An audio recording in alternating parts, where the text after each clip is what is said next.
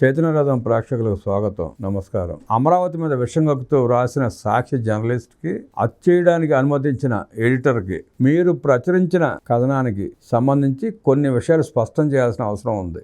Heading నుంచే తప్పు ప్రారంభమైంది. ఎందుకంటే అమరావతికి రైతులు ఇచ్చిన భూములే అసలైన పెట్టుబడి. ఆ భూముల ఆధారంగా రూపొందించిన ఒప్పందాలు, ప్రణాళికలే ఆ ప్రాజెక్టుకు గ్యారంటీగా మారాయి. వరల్డ్ బ్యాంక్ నుంచి హడ్కో వరకు భూములపై నమ్మకంతోనే రుణాలు మంజూరు చేశాయి. వాటిని ఖజానా డబ్బులుగా ప్రస్తావించడం సరికాదు.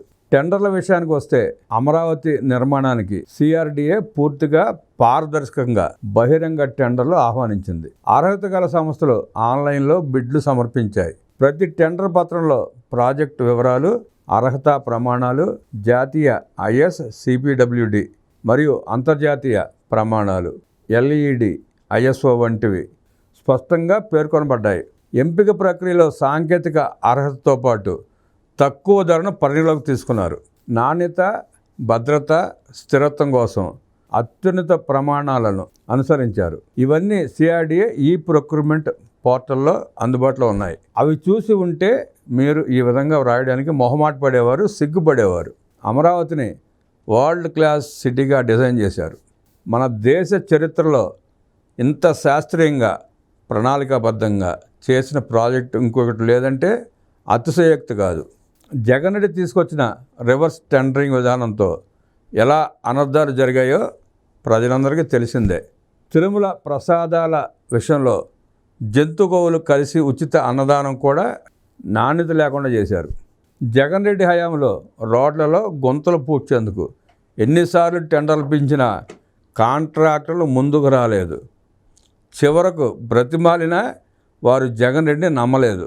ఈ పరిస్థితుల్లో 91 కోట్లు అన్న విషయం పెద్దదిగా ప్రచారం చేయడం వింతగా ఆశ్చర్యం కలిగిస్తోంది. నిజం చెప్పాలంటే అటువంటి అబద్ధాల కన్నా జగన్ రెడ్డి పాలనలో ప్రజలకు కలిగిన విధ్వంసం, నష్టం గురించి చర్చించాలి. జగన్ రెడ్డి అధికారంలోకి వచ్చిన తర్వాత అమరావతి నిర్మాణాలు నిలిపేయడం వల్ల ఇప్పటికే పెద్ద ఎత్తున నష్టం వాటిల్లింది. కొన్ని సంస్థలకు 100 కోట్లు నష్టం వచ్చింది. నిర్మాణ సామాగ్రి దొంగలించబడిన ఘటనలపై విచారణ చేయలేదు, చర్యలు లేవు. జగన్ రెడ్డి పాలనలో రోడ్లు తవ్వుకుని వెళ్ళిపోయినా కేసులు పెట్టలేదు, విచారణ జరిపించలేదు. అది జగన్ రెడ్డి అసమర్థ పాలన పరిస్థితి. ఇప్పుడు గతంలో నష్టపోయిన కంపెనీలు కూడా చంద్రబాబు గారి పట్ల నమ్మకంతో మళ్ళీ ముందుకు రావడం, తమ ప్రతిష్టకు ఆ ప్రాజెక్టులు ముఖ్యంగా భావించడం గమనించదగిన విషయం. దాన్ని చూడలేక, ఓర్వలేక ఈ రీతిలో కథనాలు రాయడం సిగ్గుచేటు. మీరు ఎంత తప్పుడు ప్రచారం చేసినా అమరావతి నిర్మాణం ఆగదు, ఆగదు, ఆగదు. అబద్ధాలతో ప్రజలను తప్పుదోవ పట్టించడం రాజకీయ నైతికతకు వ్యతిరేకం. ప్రజల మనసెరిగి పాలన చేయాలి. పరదాలు, Z+ భద్రత అవసరం రాదు. ఇంకా అమరావతిని అడ్డుకుంటే ప్రజల ఆగ్రహాన్ని ఎదుర్కొనే పరిస్థితి వస్తుంది. ప్రజలు న్యాయం కోరుతున్నారే కానీ ప్రతీకారం కాదు. అయినా చరిత్ర చెబుతోంది, ప్రజల ఆకాంక్షలకు వ్యతిరేకంగా వెళ్ళిన నాయకుల్ని వారు ఎలా తిప్పికొట్టారో, శ్రీలంక లాంటి దేశాల్లో ఎలా తరిమికొట్టారో చూసాం. వడ్డెల్లి మురళి గారు, అక్షరాలు జాగ్రత్తగా రాపించండి. అమరావతి మీద విషం చిమ్మడం వల్ల మీకు వచ్చే ఉపయోగం ఉండదు, ఇంకా దిగజారిపోవడం తప్ప.